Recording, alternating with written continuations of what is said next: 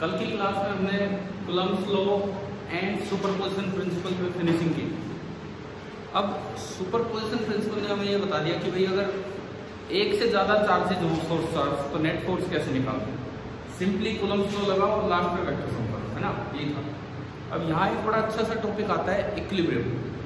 यहाँ पे जो मोस्टली जिस पे चांसेस हैं क्वेश्चन आने के वो इक्विलिब्रियम ऑफ चार्ज का होता है।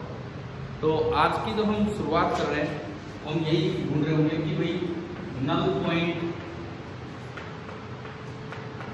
या इक्विलिब्रियम पोजीशन इसका क्या मतलब है।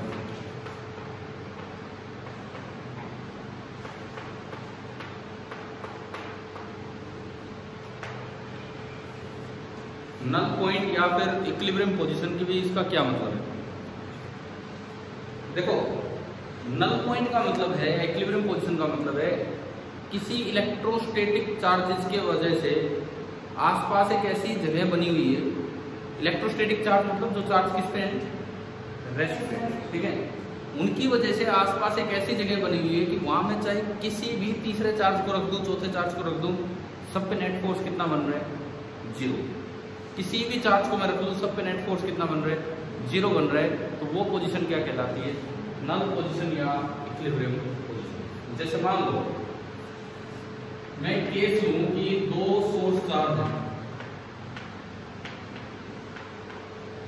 सपोज आपको एक केस दिया गया है कि देयर आर 2 सोर्स चार्जेस।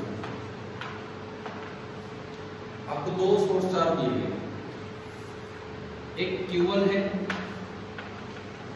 और एक Q2। 2 हैं तो एक लाइन पे तो होंगे, उन दोनों को ज्वाइन कर दो, एक लाइन बन गई, ठीक है। अब मुझे एक तीसरा चार्ज रखना है, एक ऐसी जगह रखना है ताकि उस तीसरे पे नेट फोर्स कितना लगे, 0। इन 2 के इस फील्ड में एक थर्ड चार्ज रखना है, ऐसी जगह रखना है जहां तीसरे पे नेट फोर्स 0 है। मैं शुरुआत करता हूं एक केस से कि भाई मैंने लिए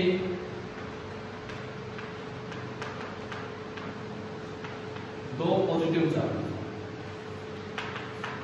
Q1 है, ये दोनों मैंने थोड़ी देर के लिए पॉजिटिव मान लिया। और अब मुझे एक न्यूट्रल पोजीशन ढूंढनी है। न्यूट्रल पोजीशन मान लो ये पोजीशन है A और ये पोजीशन है B। मैं इस इलाके में इनके अराउंड एक न्यूट्रल पोजीशन ढूंढना चाहता हूँ। तो पहली बात तो ये, न्यूट्रल पोजीशन क्या इस लाइन के ऊपर हो सकती है? क्यों नहीं हो सकती? अगर मैं थर्ड चार्ज को ऊपर कहीं रखूं, कैसा भी रख दो, पॉजिटिव रख दो या नेगेटिव, उस पर 2 फोर्स लगेंगे, एक ये लगाएगा और एक बी। 2 फोर्सेस का सम 0 तभी होगा जब दोनों का मैग्नीट्यूड तो सेम हो, डायरेक्शन अपोजिट, बिल्कुल अपोजिट, तभी 0 हो सकता है रिजल्टेंट। वही मान लो आपने यहाँ पॉजिटिव चार्ज रखा, तो ये रिपेल करेगा, ये रिपेल करेगा, क्या डायरेक्शन अपोजिट बन रही है? तो चांस ही नहीं है कि किसी एंगल पे बन रही है, 180 पे बन ही नहीं। तो क्या इन दोनों का रिजल्टेंट 0 हो सकता है? नहीं। चलो एक बार मैंने यहाँ नेगेटिव रख के देख लिया। नेगेटिव रखोगे तो पॉजिटिव अपनी तरफ खींचेगा, ये अपनी तरफ खींचेगा, तो क्या अब रिजल्टेंट 0 हो सकता है? नहीं। इसका मतलब इस लाइन से ऊपर या सिमिलरली इस लाइन के नीचे कहीं भी इक्विलिब्रियम पोजीशन नहीं। तो बचा इसी लाइन पे, इसी लाइन पे कहीं ना कहीं इक्विलिब्रियम पोजीशन मिलेगी। अब इस लाइन पे भी 3 इलाके हैं, region first, region second and region number 3। तो अगली चीज इस लाइन पे भी मैं कहाँ रखूं? मान लो रीजन फर्स्ट में रख के रखूं। सपोज मैंने एक पॉजिटिव चार्ज रखा, पॉजिटिव को रिपेल, वो पॉजिटिव इस पॉजिटिव को रिपेल। जब दोनों फोर्स सेम डायरेक्शन में है तो क्या उनका रिजल्टेंट 0 हो सकता है? चांस ही नहीं। ऐसी बात इधर हो जाएगी। अब तो एक ही चांस बच गया, केवल कहाँ मिलेगा, नल पोजिशन इन दोनों के बीच। हमने एक शुरुआत की है, मैंने 2 पॉजिटिव सोर्स चार्ज ले लिए, Q1 भी पॉजिटिव ले लिया और Q2 भी पॉजिटिव ले लिया। तो अब जो नल पोजीशन मिलने वाली है वो कहाँ मिलेगी? इन दोनों के बिल्कुल नहीं, मतलब सेंटर पे ही नहीं कह रहा, मतलब इनके बीच में कहीं मिलेगी। ना इस लाइन के ऊपर मिल सकती है, ना इस लाइन के नीचे, इनके बीच में ही कहीं ना कहीं आपको नल पोजीशन मिलेगी। देखो, जिस बच्चे को कोई डाउट हो बीच में पूछ लिया करो। आप लोग अभी भी कोई डाउट नहीं पूछते क्लास के बीच में, तो आज तक तो मतलब ही नहीं कोई डाउट आया। तो अगर कुछ भी डाउट है तो पूछ लिया करो, उसमें क्या है। जैसे आपने पूछा था एक दिन क्लास के बाद या बीच में पूछा था ना, हाँ इन्होंने वो कहा था कि पॉजिटिव नेगेटिव और नेगेटिव पॉजिटिव। तो यार इस तरह से आपको पूछना चीज होगी। तो अभी आपको एक बात समझ आई कि अगर दोनों मेरे पॉजिटिव सोर्स चार्ज है, अगर दोनों मेरे पॉजिटिव सोर्स चार्ज है तो नल पोजीशन कहाँ रहेगी? इनके बीच में कहीं ना कहीं रहेगी। ठीक है, अब बीच में भी कहाँ, वो कैसे देखना है इसको? मान लो ये लार्ज है, ये बड़ा है और ये छोटा है। सपोज मैं कहूँ कि Q1 is greater than Q2, वैसे मैंने एज्यूम कर दिया ये 6 कूलम, ये 4 कूलम है ना। तो अब नल पोजीशन इसकी तरफ मिलेगी या इसकी तरफ मिलेगी? Q2 की तरफ। क्यों? देखो नल पोजीशन वहां है जहां पे दोनों बराबर फोर्स लगे। अगर ये बड़ा है और ये छोटा है और आपने बीच में मान ली नल पोजीशन, तो कूलम्स लॉ कहता है ये फोर्स लगाएगा। मान लो आपने 1 कूलम चार्ज रखा है, ये 6 कूलम है और ये कितना है? 4 कूलम। ये वाला फोर्स लगाएगा उधर K × 6 × 1 अपॉन जो भी डिस्टेंस है इसका स्क्वायर, और वो फोर्स लगाएगा K × 4 × 1 और अपॉन में बराबर दूरी है बीच में रख दिया। तो डिनोमिनेटर तो बराबर आ रहा है, न्यूमरेटर इसका ज्यादा आ रहा है, तो नेट फोर्स उधर हो गया। मुझे इसका फोर्स कम करवाना है ताकि वो फोर्स बराबर हो, इसका फोर्स कम करवाना है तो इसको थोड़ा उधर रखो। यानी कि नल पोजीशन हमेशा, दो चार्ज के सिस्टम में नल पोजीशन हमेशा कहाँ लाई करेगी? छोटे की तरफ। तो ये बात तो आप दिमाग में रखिए, ये बात तो बिल्कुल दिमाग में डाल लीजिए कि भाई null position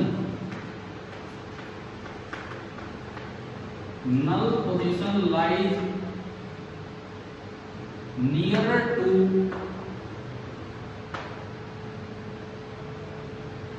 the smaller charge। जो भी छोटा चार्ज होगा ना, जो भी छोटा चार्ज होगा उसकी तरफ नल पोजीशन आनी है। अगर दोनों बराबर हो तो कहां जाएगी? बिल्कुल बीच में। मैं पहला केस लेके चल रहा हूं, तब दोनों चार्ज मैंने कैसे माने? पॉजिटिव। Q1 भी पॉजिटिव और Q2 भी पॉजिटिव। देखिए हो सकता है आपके स्कूलों में आप लोग आगे होंगे मुझसे, डेफिनेटली आगे होंगे, लेकिन मैं कोई उस काम को पकड़ने की कोशिश नहीं कर रहा हूँ। मैं खुद इस काम से काफ़ी आगे हूँ, जहाँ भी मैं जैसे पढ़ा रहा हूँ इस क्लास में। लेकिन हम उसको यूँ नहीं है कि फटाफट कैच करने की कोशिश कर रहे हो, उस कैचिंग के चक्कर में ये चीज़ें खराब हो जाएंगी। ठीक है, आप एक एक चीज़, एक एक कॉन्सेप्ट ढंग से करते चलो, इसमें कुछ मिस नहीं होना चाहिए। क्लियर है? आपको मैं कितने CPP दे चुका हूँ? 2। दूसरे CPP में 18 तक तो सवाल हो गए, 3 और बचे। तो आज की क्लास के बाद आपका होमवर्क है वो 3 CPP, आपको वो 3 क्वेश्चन सोल्व करना। ठीक है, फिर क्या होगा, जैसे हम कोर्सेज वाला काम जब समेटने की तरफ होंगे, फील्ड पे जाने से पहले नीचे मिलेगा एडिशनल होमवर्क। एडिशनल होमवर्क में एक H.C. Verma concepts of physics bye H.C. Verma and NCERT, बस 2 किताबों की मैं एडिशनल होमवर्क दूंगा, वो भी आपको किसी तरह समय निकाल के कर लेने चाहिए।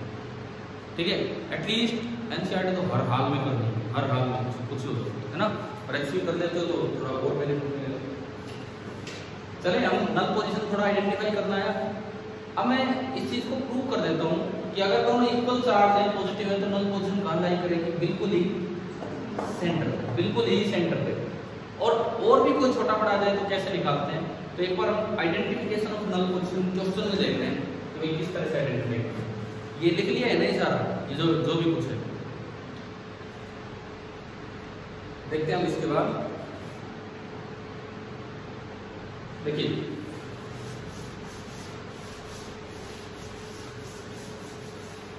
मैं 2 सवाल ले रहा हूं। पहला सवाल, एक चार्ज Q है, दूसरा चार्ज भी Q है, इनके बीच की दूरी है a। फर्स्ट पार्ट तो ये,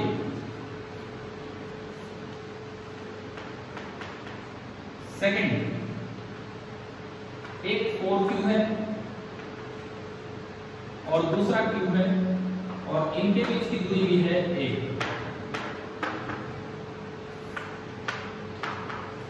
और दोनों में मेरा काम ये है कि आइडेंटिफाई द नल पॉइंट या इक्विलिब्रियम पोजीशन।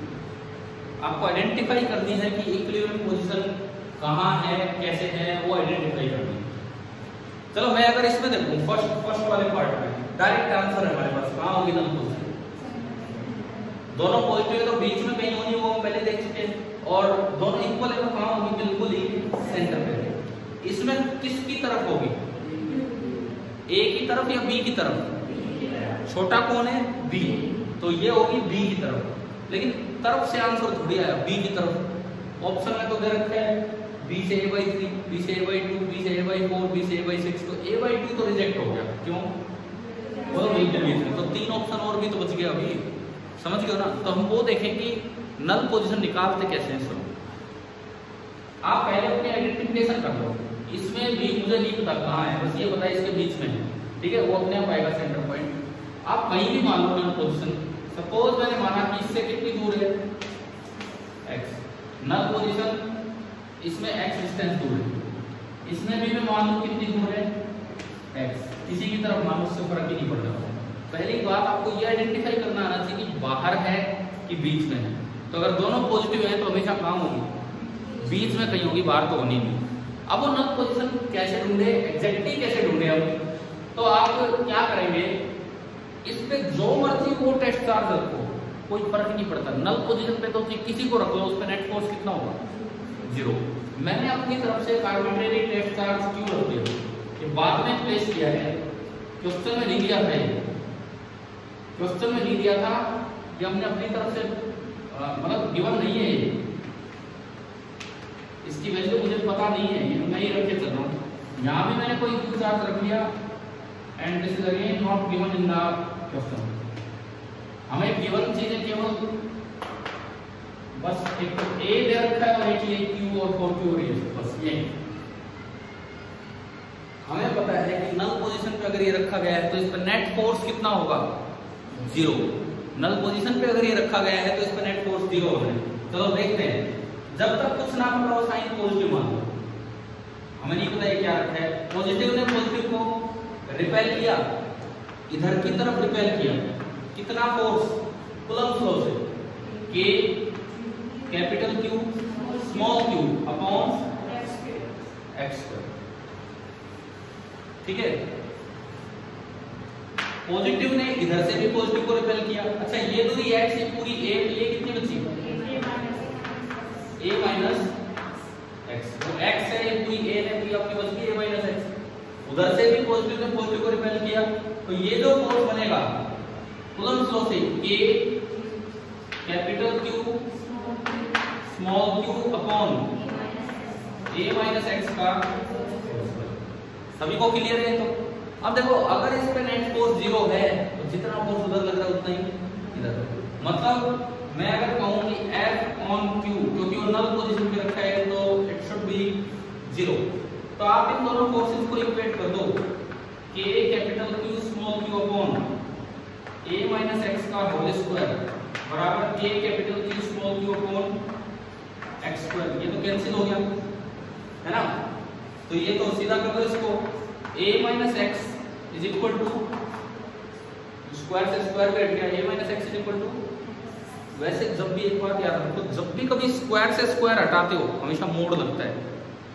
ये मैं आपको बता देता हूँ, जब भी कभी स्क्वायर से स्क्वायर कैंसिल करो, कैंसिल करते ही मोड़ लग जाना चाहिए। लेकिन मोड़ फर्क नहीं डालने वाला है, क्योंकि ये भी एक डिस्टेंस है और ये भी एक डिस्टेंस, और डिस्टेंस हमेशा पॉजिटिव होती है और पॉजिटिव का मोड़ एज इट इज खुल जाता है। ये बात दिमाग में रखो, √x²। चलो मैं मैथ्स का एक अच्छा सा कॉन्सेप्ट आपसे पूछता हूँ। √x², खासकर जो नॉन मेडिकल के स्टूडेंट होने तो हर हाल में पता होना चाहिए। √x² खाली हमेशा पॉजिटिव होता है या पॉजिटिव नेगेटिव कुछ भी हो सकता है?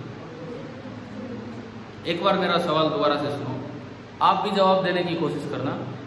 √x² is it always positive और इट मे बी पॉजिटिव और नेगेटिव?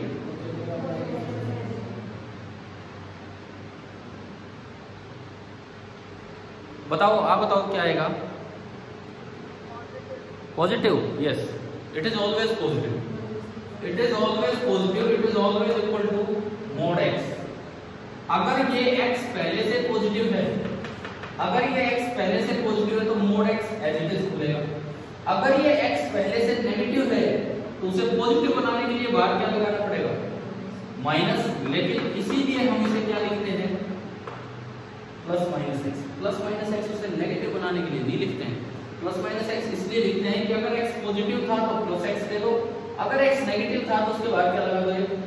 माइनस। मैं थोड़ा और क्लियर करूँ आपको, अंडर रूट ऑफ 3 स्क्वायर कितना होता है 3, एज इट इज हो गया। अंडर रूट ऑफ -3 स्क्वायर कितना होता है minus of -3, it is also equal to. अरे गणित की ये बातें भी हमें पता है कि ठीक है। Under root of -3 square is not -3, बच्चे लोग निकल जाते हैं, रूट से वो काट दिया ना, मोड बाहर आएगा। मोड का मतलब है कि नेगेटिव था तो और माइनस लगाओ तो वो भी क्या आएगा 3 ही बाहर। समझ आया? तो अगर मैंने ये स्क्वायर हटाई है तो मुझे मोड लगाना चाहिए था, बट मैंने मोड क्यों हटा दिया, क्योंकि तो डिस्टेंस है और डिस्टेंस कभी भी नेगेटिव नहीं होता है, तो एज इट इज खुलेगा। और आप देखो ना यहाँ से a बराबर 2x आ गया, a बराबर 2x आ गया तो x बराबर कितना आया a बाई 2, a बराबर 2x आते x बराबर a बाई 2 हो गया। तो हमारी वो बात वेरीफाई होगी कि अगर दो इक्वल चार्ज है तो नल पॉइंट कहाँ लाई करेगा, इसके बीच में, बिल्कुल बीच में, दोनों पॉजिटिव है और इक्वल है। बिल्कुल एज इट इज काम करके आप यहाँ x निकाल के देखो, बिल्कुल एज इट इज काम करके, मैं वेट कर रहा हूँ, अब यहाँ x निकाल के देखो कहाँ है कितना।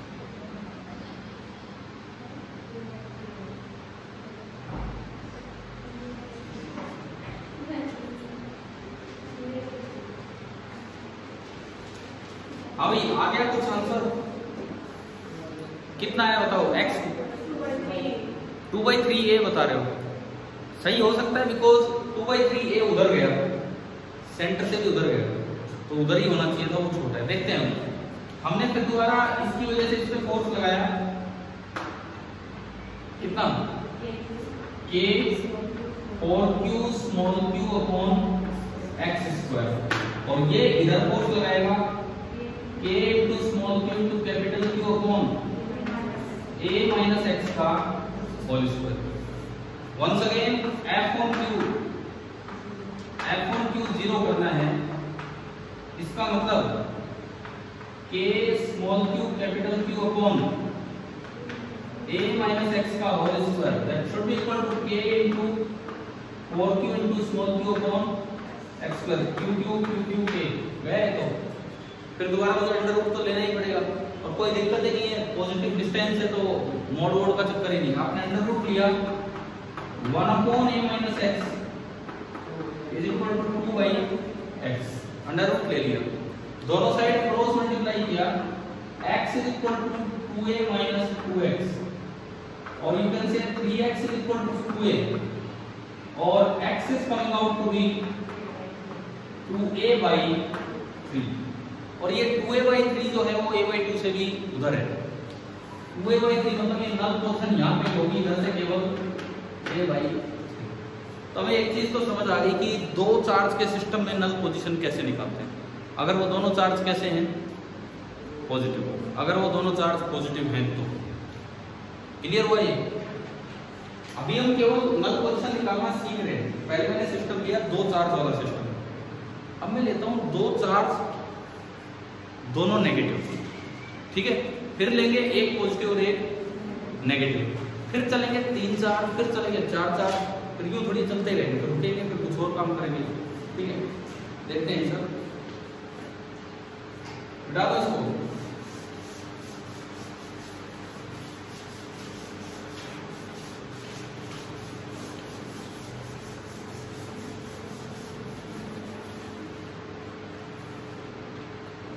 देखो अगला जो सिस्टम है हमारा वही सब उसी को मैं आगे बढ़ा रहा हूं। 2 नेगेटिव चार्जेस,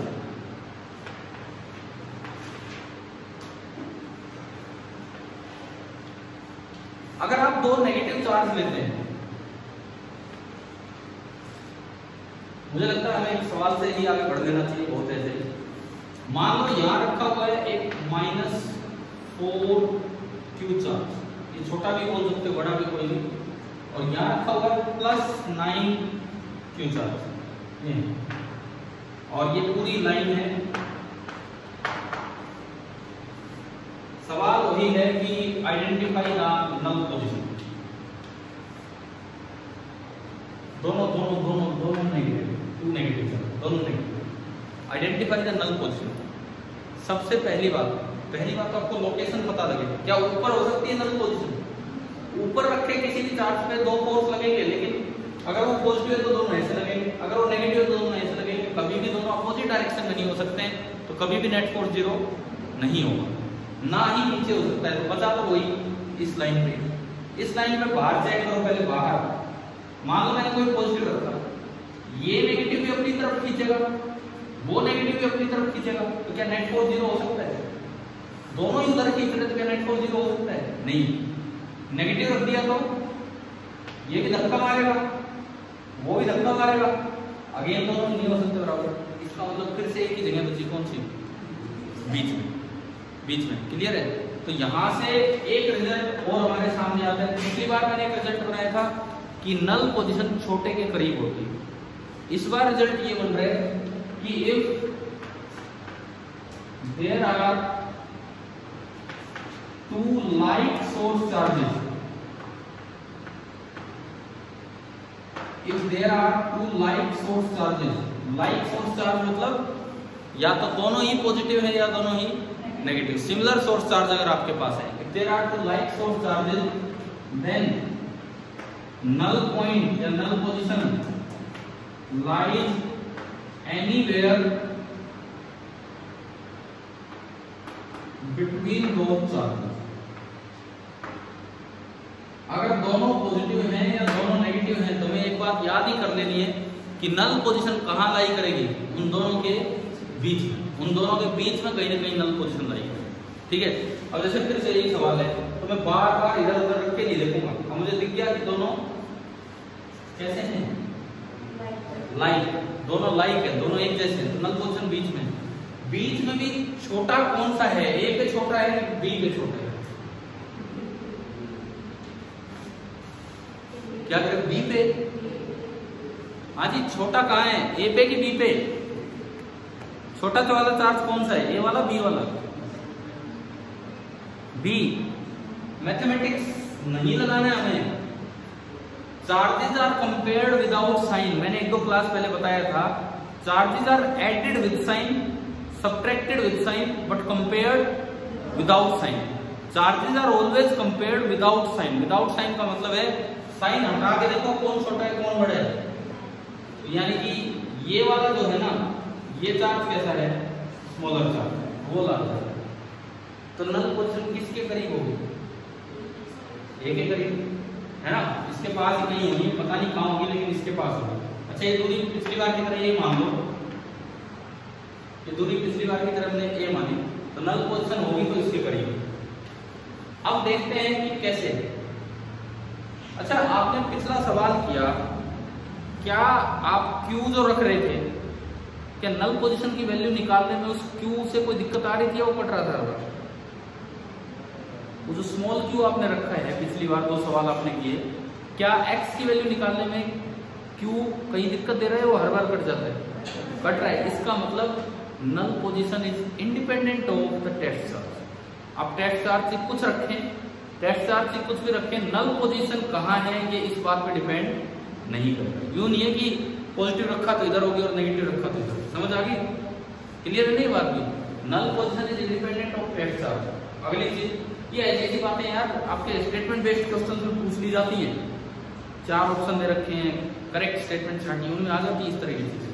तो मैं फिर से बोल देता हूँ एक बार, null position is independent of test charge, कि वो कैसा है कैसा नहीं। अब देखो, मैंने यहाँ फिर से कोई एक कैपिटल Q रख दिया, ये मैंने क्यू पलटे हैं इस बार। बच्चे ऐसा दिमाग में बैठा देते हैं कैपिटल क्यू तो सोर्स होता है, स्मॉल क्यू टेस्ट, ऐसा कुछ नहीं है, वो तो आप जो लेना चाहोगे। ये मैंने यहाँ पे क्या रखा है, टेस्ट चार्ज। अगर ये नल पोजीशन है तो इस पे नेट फोर्स कितना होगा, 0। न्यूट्रल पोजीशन भी नल पोजीशन ही होती है। Null position, equilibrium position, neutral position एक ही बात है, ठीक है। इस पे चार्ज 0 होना है। मान लो मैंने पॉजिटिव रख दिया, ये अपनी तरफ खींचेगा और वो अपनी तरफ। मैंने माना कि यहाँ से कितनी दूर है, x, तो यहाँ से कितना रहेगा, a माइनस x। अच्छा जी, ये अपनी तरफ खींचेगा, बताओ भाई इसका फोर्स कितना, कूलम्ब फोर्स है कि मैंने कल ही पढ़ाया था चार्ज को विद साइन रखना है कि विदाउट साइन। अगर आप वेक्टर क्वांटिटी का मैग्नीट्यूड लिख रहे हैं तो हमेशा चार्ज को बोलो विदाउट साइन रखना होगा। जितनी भी स्केलर क्वांटिटीज है जैसे एनर्जी, पोटेंशियल, उनमें चार्ज को हमेशा विद साइन रखना है। जितनी भी वेक्टर क्वांटिटीज की vector form I cap, J cap, के कैप वाली पूरी, उनमें विद साइन रखना है। लेकिन अगर आप वेक्टर का मैग्नीट्यूड लिख रहे हैं तो विदाउट साइन। तो मुझे तो खाली वेक्टर का मैग्नीट्यूड चाहिए, F1 इक्वल टू K, इसका मैग्नीट्यूड, इसका मैग्नीट्यूड, एक तो Q और एक प्लस का 4Q डिवाइडेड बाई x²। और ऐसे ही मैं अगर इधर देखूं, इधर एक फोर्स इधर भी लग रहा होगा F2, वो अपनी तरफ खींचेगा, तो F2 कितना होगा, K, एक तो एक Q, दूसरा without sign 9Q upon a minus x का होल स्क्वायर। फिर वही बात आती है F ऑन Q कितना करना है, 0। 0 तभी होगा जब ये दोनों डायरेक्शन तो अपोजिट होगी, इन दोनों की डायरेक्शन तो अपोजिट होगी, लेकिन हमें मैग्नीट्यूड भी क्या करना होगा, सेम, तभी तो कटेंगे, तभी तो कटेंगे। तो मैंने इनका मैग्नीट्यूड सेम किया, K capital Q 4Q upon x² बराबर इधर K कैपिटल Q, ये 4 ही 4 के साथ 9Q upon a minus x का होल स्क्वायर। अगेन देखो बड़ी बात, ये Q से Q गया, फिर से वही बात आ रही है कि x की वैल्यू टेस्ट चार्ज पर बिल्कुल भी डिपेंड नहीं करेगी, हट गया ना ये तो, ठीक है। बाकी K से K भी गया, एक छोटे Q से छोटे Q भी गया। फिर दोबारा मैं क्या करूँ आगे बढ़ने के लिए, स्क्वायर रूट ले लूं दोनों साइड। स्क्वायर रूट लिया तो ये तो क्या बना, 4 का स्क्वायर रूट 2 बाई x। कई बार बच्चे स्क्वायर रूट नहीं लेते, क्वाड्रेटिक को खोल के लग जाते हैं, तो बड़ा दिक्कत होगी। 2 by x is equal to उधर कितना 3 करने रूट ना 9 का 3 a माइनस x कर लो जी cross multiply, 2a minus 2x is equal to 3x, 2a is equal to 5x। तो यहाँ से मेरा x कितना आ गया, 2/5 इंटू a, 2/5 मतलब 0.4 इंटू a। तो ये आधे से भी इधर आ गया या उधर गया, 0.4a 0.5a से कम है, तो 0.4a 0.5a से कम है, तो ये छोटे की तरफ गया, ठीक है। हम अभी आज की क्लास में नल पोजीशन ढूंढना सीख रहे हैं। पहले मैंने 2 चार्ज का सिस्टम स्टार्ट किया, उसमें पहले दोनों पॉजिटिव लिए, नल पोजीशन बीच में, फिर दोनों नेगेटिव लिए, नल पोजीशन बीच में है, और बीच में भी छोटे की तरफ है। अगला केस अब लेंगे 1 पॉजिटिव एंड 1 नेगेटिव, मतलब 2 डिसिमिलर चार्जेस, 2 अनलाइक चार्जेस। तीसरा केस हमारा ये बनता है इसमें इक्विलिब्रियम पोजीशन ढूंढने में। जो आपने सोर्स चार्ज लिए हैं वो है आपके 2 अनलाइक चार्ज, एक पॉजिटिव होगा और एक नेगेटिव होगा।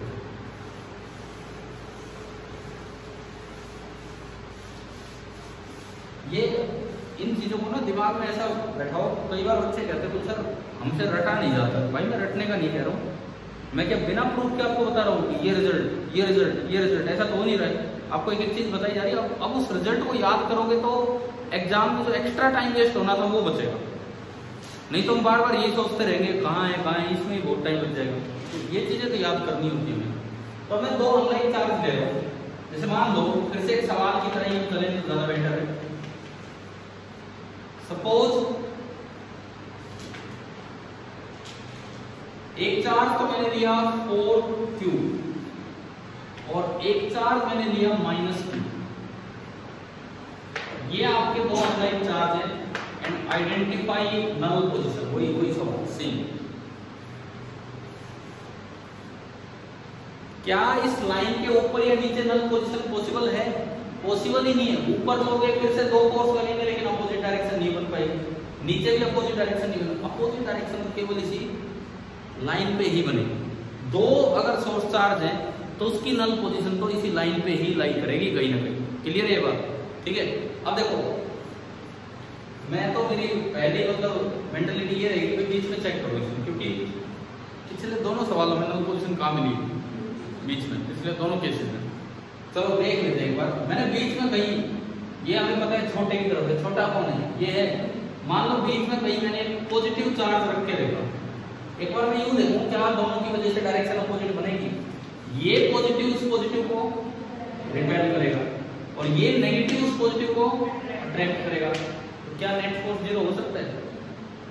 एक ही चार्ज पे दोनों ने फोर्स लगाया लेकिन दोनों ने सेम डायरेक्शन में फोर्स लगा दिया, तो क्या यहाँ नेट फोर्स 0 हो सकता है? क्या समझ आ रहा है?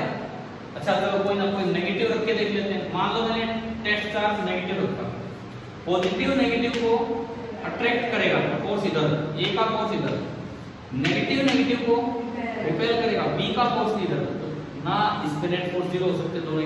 इसका मतलब एक बात तो क्लियर होगी कि अगर अनलाइक चार्ज है, तो इक्विलिब्रियम पोजीशन बीच में लाई नहीं करेगी, बीच में बिल्कुल लाई नहीं करेगी। अब कौन सी जगह बची है? या तो उधर बची है या फिर इधर, ऊपर नीचे तो हो नहीं सकते। समझ आ रहा है नहीं? अब एक चीज और हम याद करके बैठे पहले से, शुरू में रिजल्ट निकाला था कि null position lies nearer to the छोटा चार्ज, पढ़ा था ना हमने। तो छोटा कौन है इनमें? छोटा ये विदाउट साइन है ना, विदाउट साइन। छोटा कौन है? q। क्लियर है? नल पोजीशन उसके पास है, किधर मिलेगी? इधर। वहां एक बार वेरीफाई कर देते हैं क्या डायरेक्शन अपोजिट मिल रही है। सपोज मैंने कोई पॉजिटिव चार्ज रखा, नेगेटिव पॉजिटिव को अट्रैक्ट करेगा और पॉजिटिव को तो बिल्कुल वही डायरेक्शन अपोजिट आ रही है। डायरेक्शन का अपोजिट यहां भी आ जाएगी अगर चेक करोगे, तो ये छोटा लिए इसमें तो फिर छोटे से दूर हो जाएगा, छोटे के पास ही होती है नल पोजीशन, तो ये वाला इधर। तो आपको आइडेंटिफाई करना आ गया। यानी कि मेरा जो अगला रिजल्ट बना, ऐसे छोटे छोटे रिजल्ट बनते जा रहे हैं कि if there are two unlike source charges then null position lies anywhere outside those charges near the smaller charge। और उस लाइन पे होगी एनीवेयर का, ये मतलब ये भी ऊपर नीचे। हमको किताब नहीं छाप रहे कि बिल्कुल ही मैं नहीं, तो फिर मैं और भी लिखता हूँ लाइन ज्वाइनिंग एंड भी। अभी तो आपको समझ आ ही रहा है क्या है, इस लाइन पे ही कहीं होगी लेकिन बाहर होगी और छोटे की तरफ। तो नल पोजीशन आइडेंटिफाई तो करना आ रहा है ना हमें, कैसे करते हैं। तो अब जैसे इस सवाल में निकालना है, मैंने यहाँ कोई भी स्मॉल q चार्ज रख दिया, जो मैंने माना टेस्ट। क्या ये पोजीशन इस पे डिपेंड करेगी कि टेस्ट चार्ज क्या है? क्या ये पोजीशन मतलब अगर मैं कहूँ कि यहाँ से x डिस्टेंस दूर है, ये दूरी a है पिछली बार की तरह, क्या ये x की वैल्यू q पे डिपेंड करेगी? बिल्कुल नहीं करेगी। आप क्यों वहां बढ़ रहे हो? बिल्कुल नहीं करेगी।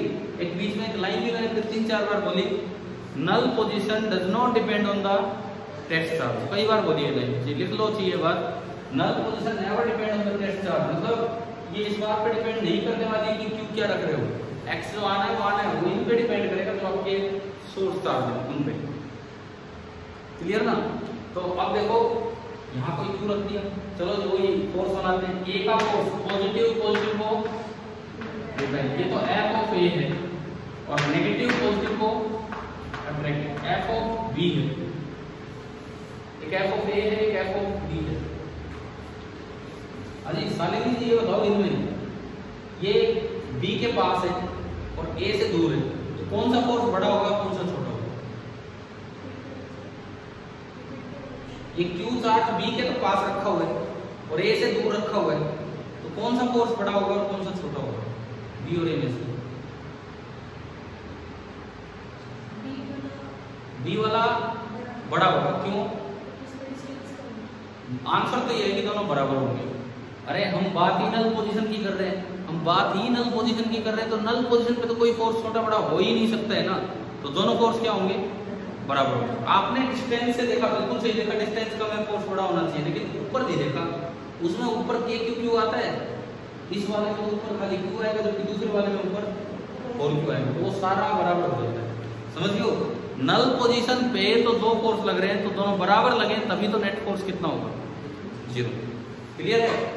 क्लियर है? कई बार देखो ऐसे ऑब्जेक्ट में फंसा दे आपको, बोलते नल पोजीशन है, फोर्स दिखा रखे, बताओ F A greater than F B, F A less than F B, वहां भी बच्चे गलती कर जाएंगे, इक्वल आएगा। ठीक है, करते हैं इनको इक्वल और एक्स निकालते हैं। एफ ए कितना? एफ ए से कितनी दूर है? a plus X, k into 4q into small q upon a plus X का होल स्क्वायर। और एफ बी कितना? एफ बी ये जो लगा रहे हैं, k capital Q without sign रखना है, मैग्नीट्यूड रखना है, और अपॉन एक्स स्क्वायर, और इन दोनों को बराबर करना है क्योंकि ये फोर्स बराबर होने वाले हैं। फिर से खास बात, स्मॉल q तो कैंसिल ही हो रहा है, तो इसमें तो x डिपेंड ही नहीं करेगा। इसके अलावा k q से k और q भी गया, फिर दोबारा सॉल्व करने के लिए क्या करें? क्या करें? स्क्वायर रूट लीजिए। 4 का स्क्वायर रूट 2, डिस्टेंस का स्क्वायर रूट तो ऐसे भी जाएगा a प्लस एक्स, और ये 1 बाई आपने क्रॉस मल्टीप्लाई किया, 2x is equal to a plus X, और यहाँ से x बराबर कितना आ गया? आ गया भाई, इतनी ही दूर, और जितना इनके बीच की डिस्टेंस है इतनी ही दूर और आपको रखना है, तब जाके ये नल पोजीशन आपको मिलेगा। आइडेंटिफाई करनी आ गई है, दो चार्ज के सिस्टम में नल पोजीशन आइडेंटिफाई करनी आ गई है आपको। तो चलिए अगले सवाल में आप बताइए कि कहाँ होगी नल पोजीशन।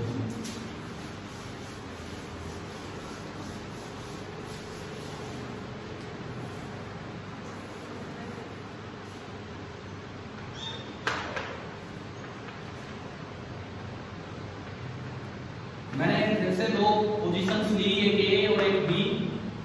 यहाँ सोर्स चार्ज रखा है Q और यहाँ सोर्स चार्ज रखा है -Q। Identify the null position, identify the null position. बताओ भाई इसमें ढूंढ ढांड के कहाँ है?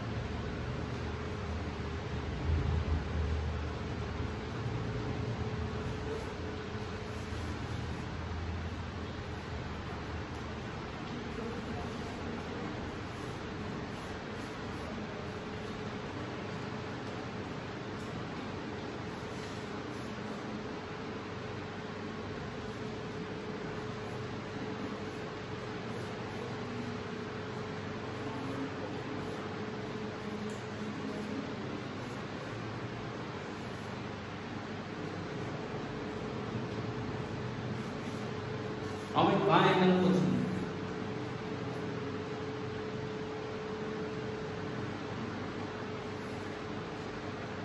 पहली बात मुझे बताओ, ए और बी के बीच में होगी या बाहर होगी? ये लाइक चार्ज है कि अनलाइक है? अनलाइक है, एक पॉजिटिव एक नेगेटिव। बीच में चांस है नल पोजीशन मिलने के।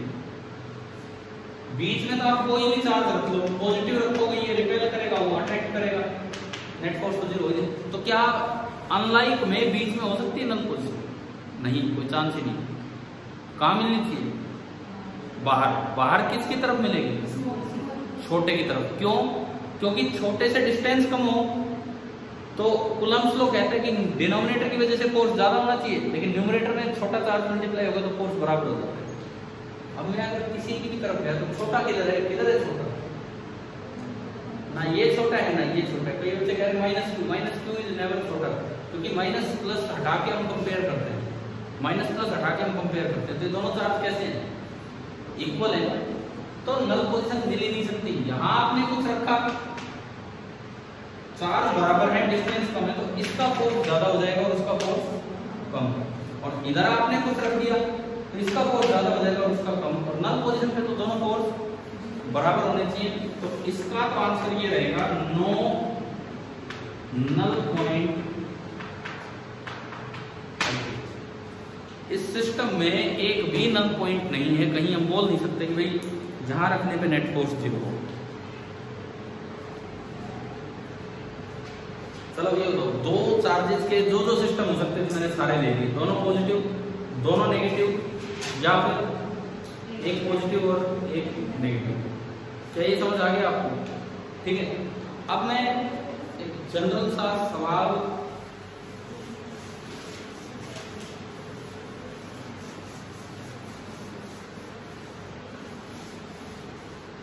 आपके लिए पूछता हूं। देखिए, सपोज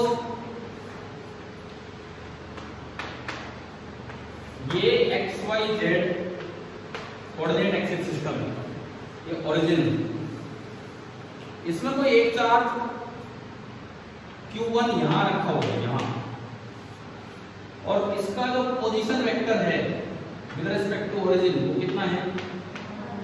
R1। मतलब अगर आपको इसके कोऑर्डिनेट दिए हो 2 3 4 तो R1 होगा 2i cap plus 3j cap plus 4k cap.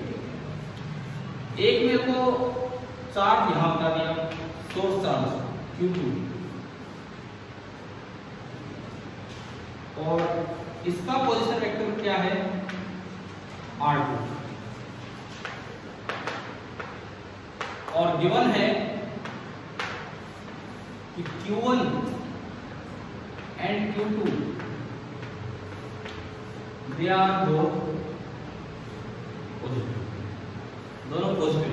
तो नल पोजीशन कहीं इसके बीच में ही होगी भाई, दोनों पॉजिटिव है तो नल पोजीशन इनके कहीं ना कहीं बीच में लाई करती है। छोटे की तरफ हमें नहीं पता कौन छोटा है कौन बड़ा है। मैंने माना कि ये जो पोजीशन है, ये पोजीशन क्या है आपकी? नल पोजीशन। और इस नल पोजीशन का पोजीशन वेक्टर है R। सवाल ये है कि फाइंड R।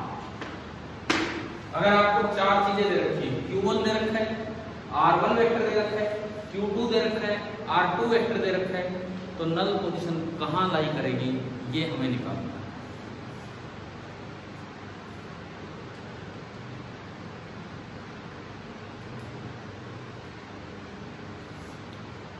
पहली बात तो इस सवाल का आंसर मैं बच्चों को बोलता हूँ कि तो फॉर्मूले की तरह याद रखिए,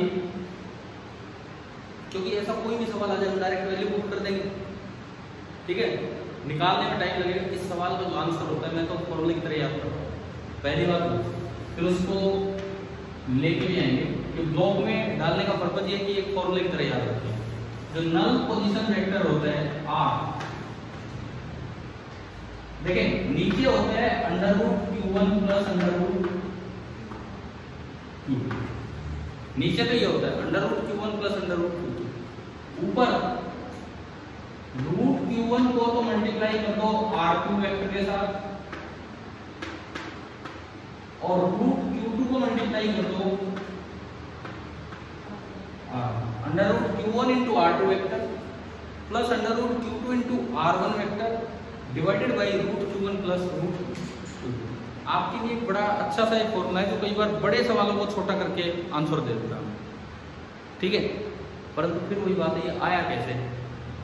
अब इस पे भी हम चलना चाहिए कि ये आया कैसे। काम तो वही है कि नल पोजीशन पे कोई भी तीसरा चार्ज रखो, ये स्मॉल क्यू दे रखा है तो हमने मान लिया कि ये क्या है? Capital Q. और उस पर नेट चार्ज नेट फोर्स कितना करना है? 0। इस कैपिटल क्यू पे हमें नेट फोर्स 0 करना होगा, ये तो करना है, इस नोट को कुछ करना ही नहीं, ठीक है। गलती बताओ फॉर्मूला याद हो जाएगा, ये डायरेक्ट मदद करेगा। आपके पास इतना बड़ा सवाल आ गया 3D में, बोले ये पॉइंट है 135, ये पॉइंट है 246, यहाँ रखा है कुछ 9 माइक्रोकूलम, यहाँ रखा है 4 माइक्रोकूलम, कुछ ऐसा हो जिसका अंडर रूट आसानी से निकले। आइडेंटिफाई द नल पोजीशन, आप डायरेक्ट ही लगाओगे। R1 आपको लिखना आता है 2 3 4 से, R2 लिखना आता है रूट और ये निकालने आते हैं, पुट किया और डायरेक्ट आंसर ही आया, ठीक है। और ये आई के में आ गया तो आई कैप के साथ जो है एक्स कोऑर्डिनेट हो गया, वाई और जेड तीनों आ जाएंगे। ठीक है, पर ये आया कैसे फॉर्मूला? नल पोजीशन पे ये फॉर्मूला याद हो गया है ना सभी को? यही कर लो, बाद में सोचो कॉपी में जाके याद करेंगे। कॉपी में इतना ये दिखेगा भी नहीं, इतना बड़ा बड़ा यहाँ दिख भी रहा है कैसे है क्या है। ठीक है, नल पोजीशन पे रखे किसी भी चार्ज पे नेट फोर्स 0 हो, तो आपने यहाँ कोई चार्ज क्यू रखा, कैपिटल क्यू रखा, और उस पर नेट फोर्स कर देना है कितना? 0। तो देखो एक तो फोर्स ये लगाएगा, मान लो कुछ नहीं पता, ये दोनों पॉजिटिव, मैंने माना ये भी पॉजिटिव है, तो ये तो फोर्स लगाएगा इधर, ये 1 का फोर्स है तो मैंने इसको नाम दे दिया F1, और 2 वाला फोर्स लगाएगा इधर, इसको मैंने नाम दे दिया क्या? F2। तो अगर आप F ऑन Q कितना करना चाहते हैं? 0, इसका मतलब है कि जो F1 है उसका मैग्नीट्यूड और जो F2 है उसका मैग्नीट्यूड दोनों क्या होने चाहिए? इक्वल होने चाहिए। चलिए मैग्नीट्यूड लिखते हैं। अच्छा, F1 के लिए मुझे इस वेक्टर की जरूरत पड़ेगी मैग्नीट्यूड लिखने के लिए, है ना, और F2 के लिए मुझे ये वाला वेक्टर चाहिए। ठीक है, F1 का मैं मैग्नीट्यूड लिखूं K Q1, ये क्या रखा आपने? Capital Q upon mod of this vector का स्क्वायर। क्लियर है? क्लियर हो रहा है यहाँ तक? कौन सा है वेक्टर? ये वेक्टर है क्या? क्या मैं इस वेक्टर को ट्राइंगल लॉ से r माइनस r1 लिख सकता हूँ? वेक्टर r1 प्लस वेक्टर ये बराबर r, triangle of vector addition आता है, सभी को यूज करना। जो दो सेम ऑर्डर पे उनका सब बराबर तीसरा, तो वेक्टर r1 प्लस ये बराबर r, तो ये क्या बचा? r माइनस r1, तो ये यहाँ पे बना mode of vector r minus vector r। ठीक है, बराबर F2 बताओ ऐसे, वो वाला फोर्स तो ये लगा K Q2 capital Q upon, अब देखो ये वाला वेक्टर चाहिए मुझे, ये वाला वेक्टर r माइनस r2, तो ये आपका वेक्टर आया vector r minus vector r2, ये आपका ये। ठीक है, अब आपका होमवर्क है कि ये यहां से कैसे आएगा, यहां से आए या कुछ और लगाना पड़े, जो भी लगाना पड़े। मैंने तो आपको जो अभी तक जो हम करते आए हैं, अभी तक जो हम करते हैं वो बताया। रूट ले लो भाई, रूट लेते थे हर बार। देखो K से A गया, Q से Q गया, रूट लेते कुछ उस फॉर्म का नजर आएगा, आएगा ना, अंडर रूट Q1। तो हर बार इतने जब सवाल के समय अंडर रूट ले रहे थे हम, रूट लेते नीचे वाला स्क्वायर भी कैंसिल हो जाएगा। चलो कोई ना, क्या होमवर्क करेगा, थोड़ा सा और कंटिन्यू करते हैं। दोनों साइड रूट लिया तो हाँ यहाँ लिख दो, दिख जाएगा। ये दोनों साइड आपने अंडर रूट लिया तो ऊपर बना under root Q1 upon root से स्क्वायर हटेगा, नीचे बनेगा mod of vector r minus r1 is equal to, यहां आया under root Q2 upon mod of vector r minus vector r2। आ गया ना कोई समझ में? क्रॉस मल्टीप्लाई किया,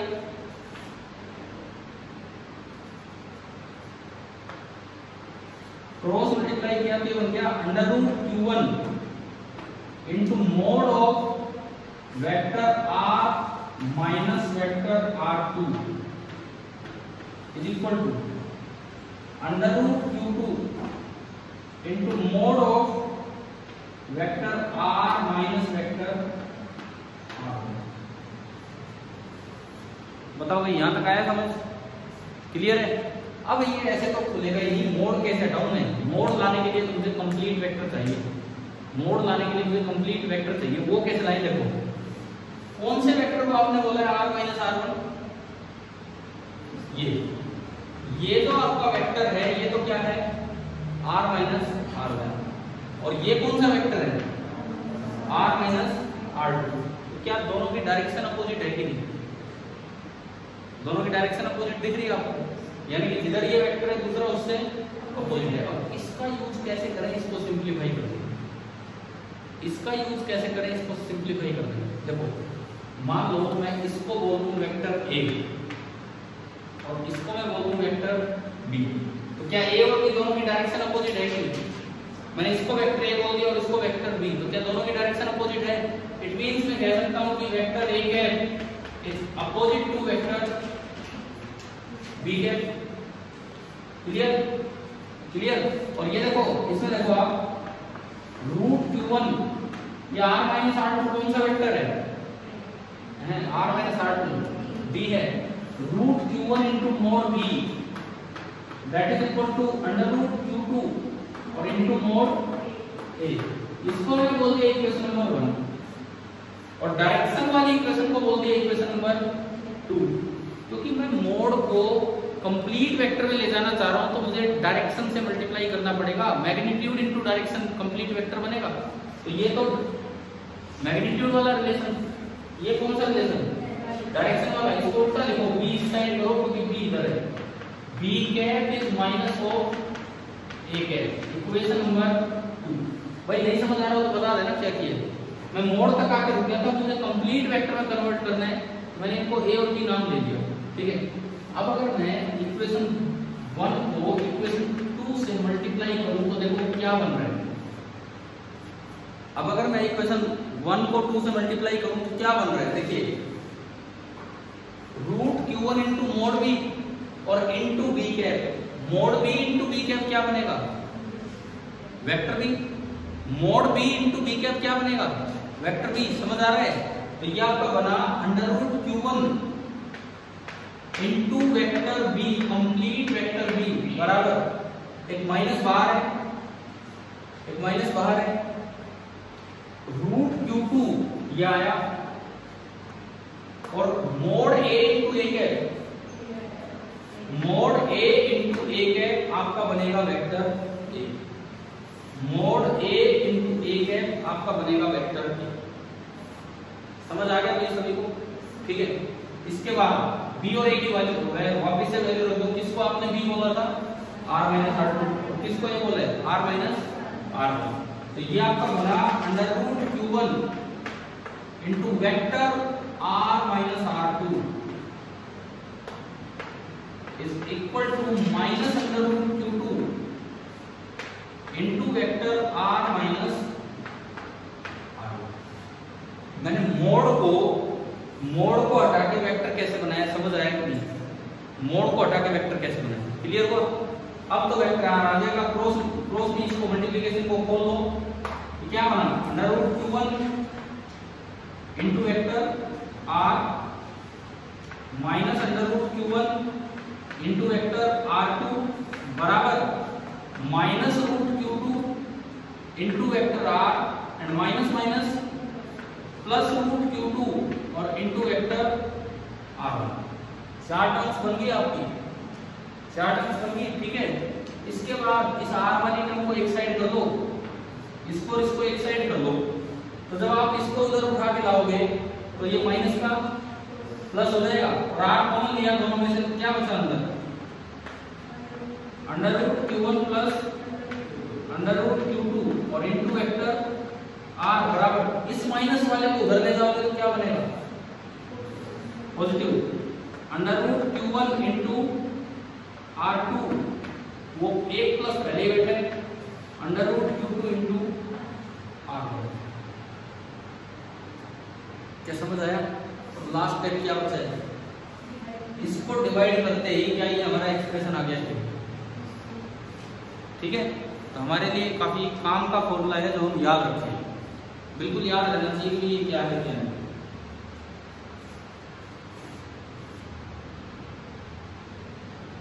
in terms of position vector कैसे नल पोजीशन निकाली जाती है 2 चार्ज के सिस्टम में, ये उसका एक्सप्रेशन आता है। भाई किसी बच्चे को कोई डाउट हो तो पूछ लीजिए आप, यही पे समझ आ गया है सभी को? ठीक है। एक बस फिनिशिंग काम दे रहे हैं एक होमवर्क के लिए, क्योंकि ये तो यही करवा ही दिया मैंने। मान लो ऐसे पोजीशन वेक्टर नहीं दे रखे, फिर से वही है q1 q2 बहुत पॉजिटिव। आपको ये दे दिया ये q1 है, ये Q2 है, दोनों पॉजिटिव हैं और दोनों के बीच की दूरी कितनी है, r है। तो अब आपको ये बताना है कि जो नल पोजीशन है वो Q1 से कितनी दूर है। मतलब मैं पोजीशन वेक्टर में नहीं जा रहा, मैंने आपको होमवर्क के लिए ये सवाल दिया है कि एक एक्सप्रेशन हम x का भी निकालना है in terms of Q1 and Q2। तरीका बता ही दिया आपको क्या करना है। पहले फोर्स लिखो, फिर उनको इक्वेट करो, जरूरत पड़े तो अंडर रूट ले लो, हो जाएगी क्वाड्रेटिक बनाने के। क्या समझ आ गया? अब कल क्लास होगी, कल मॉर्निंग में ही होगी। पिछली बार भी आपको याद होगा, हमने संडे की हुई थी आपकी क्लास, मॉर्निंग में ही हुई थी। तो आपकी जो मैथ्स की क्लास है वो कल है 8 से 9, तो उससे पहले होगी। फिजिक्स की जो आपकी क्लास होगी 7 से 8, क्योंकि मैंने जानबूझ के 7 से 8 की है, उसके बाद मैं बिजी हूँ, मेरे पास बिल्कुल टाइम नहीं तो पहले 8 से 9 का भी सोच रहे थे, बट वो पॉसिबल ही नहीं। ठीक है, कल आपकी फिजिक्स की क्लास है। हाँ जी, कर लोगे अटेंड सुबह सुबह 7 से 8, तो अपने उठ जाना, ध्यान रखना इन चीजों का। ठीक है, 7 से 8 आपकी क्लास है कल, और इस काम को ही आगे कंटिन्यू करेंगे, आप ये पढ़ के आना। ठीक है, थैंक यू।